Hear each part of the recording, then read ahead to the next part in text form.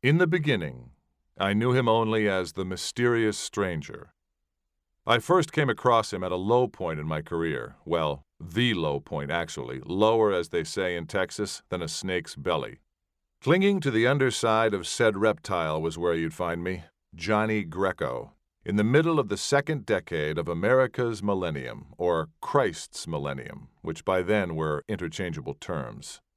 I was entering, if not the twilight, then certainly the happy hour of a long career that had begun in youthful idealism at the Columbia School of Journalism and proceeded more realistically through the ranks of the newspaper of record, reaching its peak when I was 40-something, and the descendants of Mr. Joseph Pulitzer bestowed one of their baubles on me for investigative reportage.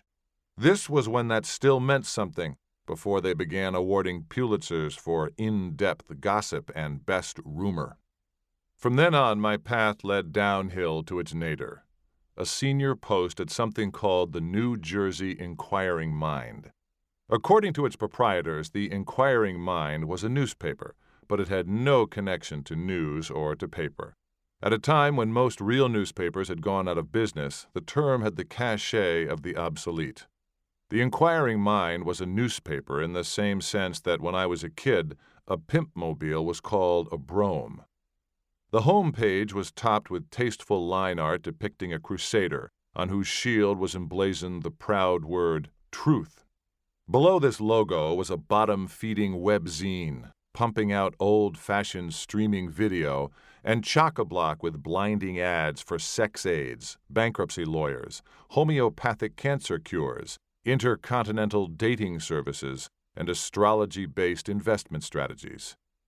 There was an identical Inquiring Mind in every other state of the Union and in scores of nominally English-speaking countries.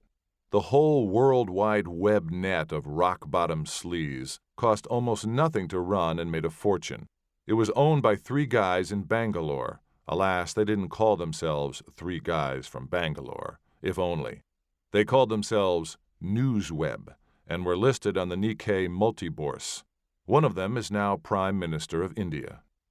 The Inquiring Mind was premised on an obvious, if depressing, reality. Whatever global computer literacy was doing for understanding among nations, it had added hundreds of millions of people to the happy throng of those willing to do anything in front of a camera. Now everyone in the world had the chance to act like a FUBAR senior on spring break. Whether it was a Sherpa trying to rollerblade down stage 2 of Everest, or an ordinary Joe from Canton, Ohio, with a size 14 feet so webbed that from the butt down he looked like Donald Duck, the freaks of planet Earth found a warm welcome at the Inquiring Mind. Like all the others, the New Jersey edition was essentially a strip mining mechanism that scoured our territory for freaks. The only remotely newspaper-like aspect was my half-dozen stringers around the Garden State doing the scouring. If they found something promising, they forwarded their video to me. If I liked it, I would report it. That is, insert myself in the video, thanks to some miracle of digital editing beyond my print-bred brain, and slug it into the appropriate department. It could run regionally or nationally or, that pinnacle of journalistic prowess, globally. The top-rated department was the Nutlog, which brought our reportorial scrutiny to bear upon rampant cases of mental derangement.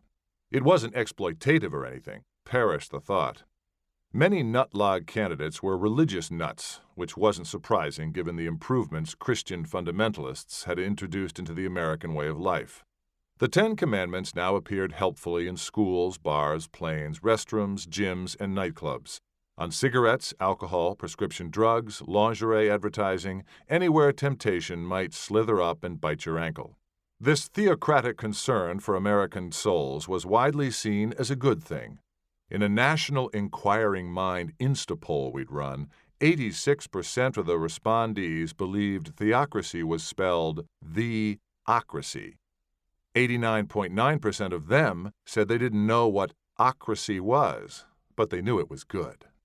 The most powerful effect of the ocracy on the deranged was its constant drumbeat that these were the final days. For someone with a limited supply of marbles, the urgency of the end-time message had a very specific result. Instead of developing some more normal abnormality like barking from trees or directing traffic in their boxers, they zeroed in on being God, or close to it.